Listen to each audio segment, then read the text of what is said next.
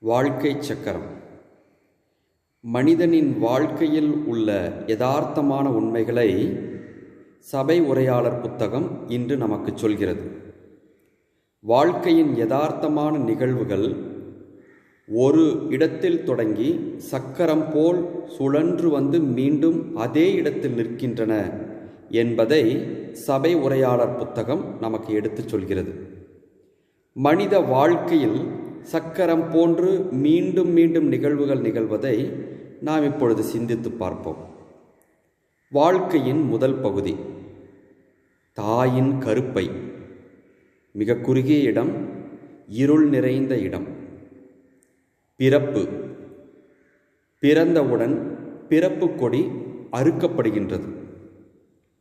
தொட்டிலில் குழந்தை கிடத்தப்படுகிறது.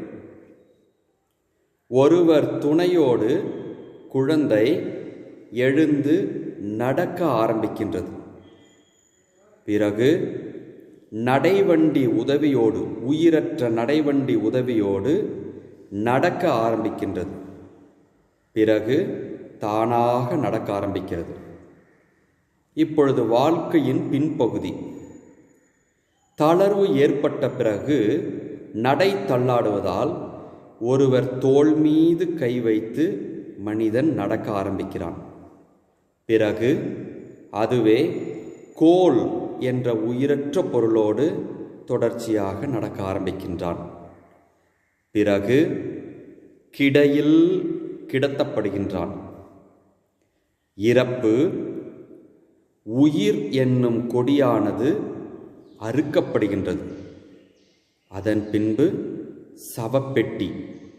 சவப்பெட்டியில் இருட்டு, மிக குறுகிய இடம். இதுதான் வாழ்க்கையின் யதார்த்தம். வாழ்க்கை சக்கரம் போன்றது. புரிந்து கொள்வோம்.